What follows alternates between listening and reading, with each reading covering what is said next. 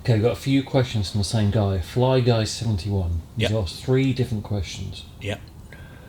He says, I've just got my 48WL back from a trans and motor build. Still breaking it in. I've noticed I have a little oil seepage coming out of the tappets, mostly out of the forward one. Is this normal for that on these bikes? I know it's normal to have some oil underneath the bike, just wasn't sure about the side valves. They're inherently a crap idea. You have a tube with like a rubber band round it, and then that slides over, and you've got a paper washer on the bottom, and you do up. It just screws into it. Yeah. What you can do is undo them. They do leak, yeah, because you've got oil passing through it. Yeah. Undo it, slide it up, but if you get that rubber band all mixed up, it's a right pig to get back down. You can either smear grease around it or put a little bit of sealer down it and slide it back down. You won't get any sealer on the bottom because it's such a small seal. Yeah. And just crank them down hard. This is pretty much the only way you can do it. But there's oil passing through it, so it's got a chance to check that they're tight first of all. But it's kind of expected. But You can get aftermarket tappet chest covers that have an O-ring in them. Yeah. But you've got to strip the whole barrels out to do it. His next question says, his 48WL, I have no issues turning my headlights on, but when I go to turn them back off, my bike just quits. Is this more likely a Switch. grounding issue or possibly a bad switch? Switch. Guaranteed switch, yeah. Is there any inherent issues with switches? Genuinely, if it's an original switch, it's 80 years old, it's worn out. Yeah. That's basically the issue with them. You can strip them down. The little like fibre plate that holds all the brass contacts move. You can put a stronger spring underneath them because they're all held in with a T-bar. It's the switch. And this one's a bit more of a show and tell really, but he says, can you show us how to adjust the foot clutch on a 45? I feel I have to go toe all the way to stop it before it fully engages, and I just want to adjust it from the 90-degree point going forward to engage. Right, okay, so you've got two clutch adjustments basically. Yeah. You take your side cover off what they call a derby colour or your primary chain case cover. Yeah. You undo the centre nut, 9/16, and you've got a screwdriver in there. With your toe down, so clutch engaged. Yeah. You do up your screwdriver until you can your clutch fork on the other side of the gearbox. You want free play on the cable by 1/16 of an inch. Yeah, That's it. So you do up that screw until you've got 1/16 of an inch free. You can just wiggle the clutch arm backwards and forwards, Yeah. and you lock up your 9/16 nut. Now the other adjustment is where your pedal is. The end of the cable is threaded. Yeah. Yeah. That goes in and out. That will adjust the position of where your foot pedal is engaging or disengaging. Okay. Yeah. So if you set it up right on the gearbox end, Yeah. that should be a constant there. Yeah. And then you undo your cable. It's got, I think it's a 3/8 lock nut, and it's only a little tiny threaded piece goes in to the the pin, the fulcrum that goes on the back of the clutch pedal. Now you adjust that in and out. That will alter Yeah. where the angle of your foot is. Okay. So they're the only two adjustments. 9 times out of 10 the cables are stretched, all sorts of funny things, or the ends are missing and they've been welded up, but they're the only two adjustments you got. But the one on the front underneath the pedal is what will adjust where your foot is. Right. Yeah. ML Cartesian 5369 says, my one leaks from the metal ring where the 3 gear with the steel bearings rollings are. What can you do to repair that? I just replaced the metal and rubber O-ring that surrounds the 3rd gear and connects to the clutch, but it's leaking oil from the metal ring that's part of the aluminium housing. Yeah. When installing the new metal O-ring, I noticed that now the entire O-ring rotates when shifting into the 3rd gear. Is this normal, or should I have applied glue or something between the O-ring and the metal side of the O-ring?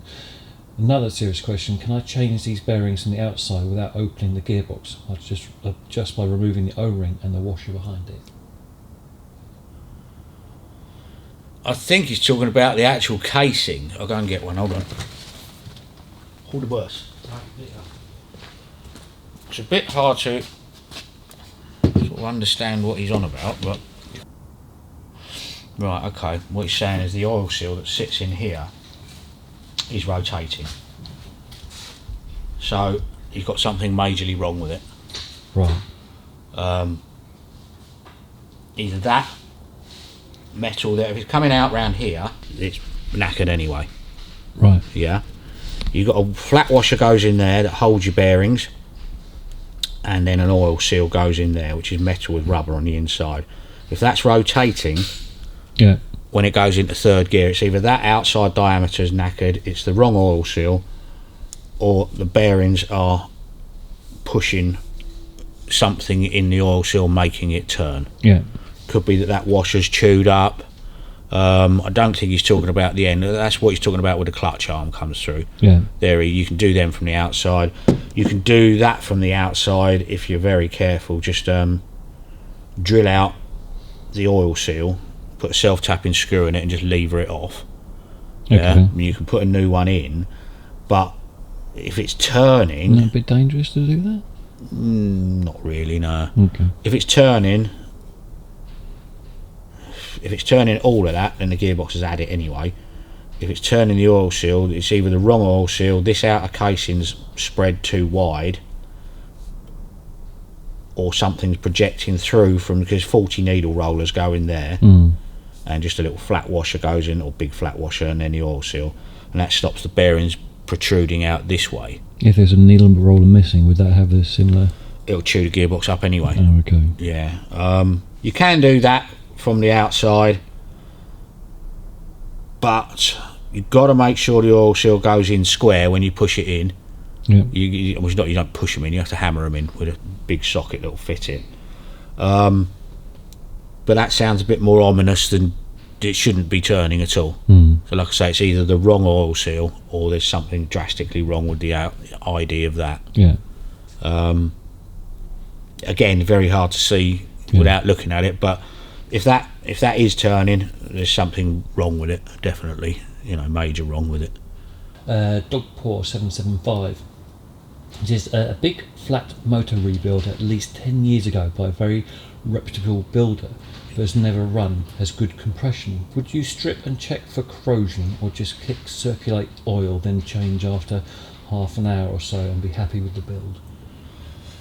It's never been run. Ugh. I'd take the heads off, definitely. I mean, even though it's got good compression, and run some oil around the bores first of all, and, wind it over by hand. Yeah.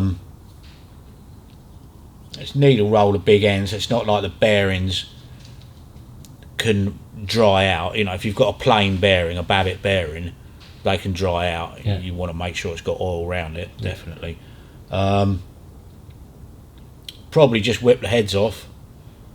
Make sure there's plenty of oil down the bores. Make sure there's no rust in the bores.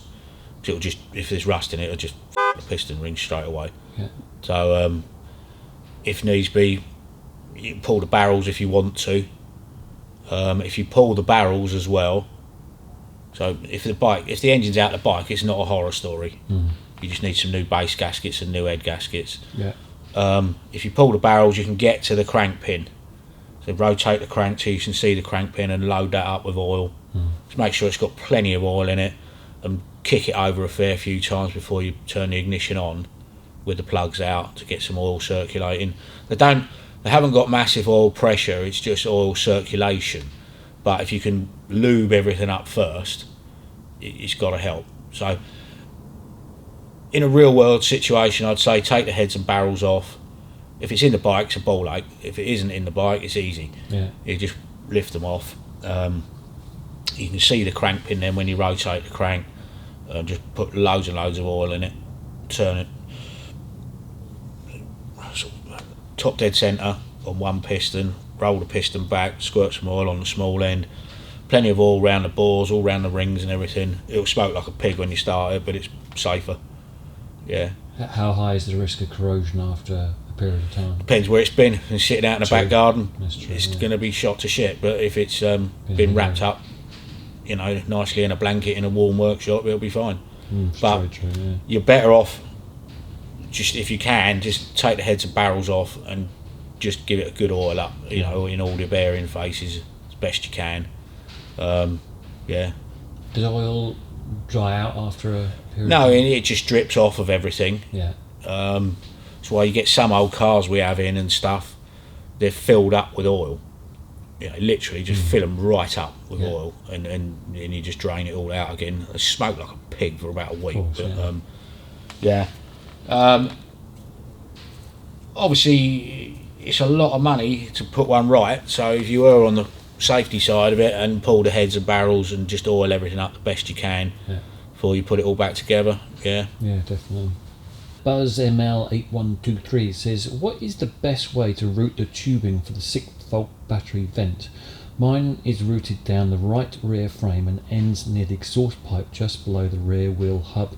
Acid drips on the exhaust pipe causing the paint to peel and rust. There must be something better, right? Yeah, put a longer bit of tube on it. You want to get it so it's coming right out the bottom of the bike. Literally, just the original batteries didn't have a vent. Right. Yeah. So just get a longer bit of tube, and inherently, not all the plastics that are used on the tube, but some of them, the acid just burns through the plastic after a while, and if you're too close to the exhaust pipe, it'll heat the tube up. You haven't got a lot of room there to play around because you've got your chain guard and everything's in the way. I've done it before. Get a small piece of copper tube and just put a little elbow on the top to go. You can get like vacuum for car vacuum on distributors. You get vacuum pipe elbow. Put that on it if you can, but it should come straight down in theory, and just get it out the bottom of the bike. Because the plastic, you know, you got acid going through it, you got the heat of the exhaust pipe. It's never going to end up in a good situation. But if you can make it out of a bit of copper tubing, just put a little link pipe at the top, sort of that long, and then just wiggle it down till it's got to come out below the level of the frame. And then it should stop the acid spilling onto the bike. Jim Hod says, how much yellow metal, i.e. brass and bronze metal, is in the 45 transmission? I know that big twin 4-speeds should use oils such as API GL4 rated oils that do not harm yellow metals. Well, there's not a lot. That's all steel. You got in your gears, the countershaft cluster is all, there's no yellow metal in that. All you got is your third gear. There's one in there, that bush there. So you got your bush in there, which your main shaft fits in, and that's where you put your main spacer washer in for your end float. Then your second and first gears have got, again, yellow metal in them. The outside casing on the main shaft cluster doesn't have any yellow metal. Your counter shaft cluster actual construction doesn't have any yellow metal, but that bush in the end is yellow metal. And your outer case where the kickstart shaft, the end of your counter shaft comes, that's got yellow metal. So you got 1, 2, 3 bits on that, and then your second and low gear, so you've got 5 bits of yellow metal. There's all different forms of yellow metal. You can machine them out of brass. You can get stuff called oilite, which holds oil, but the best quality oil you can put in it is better.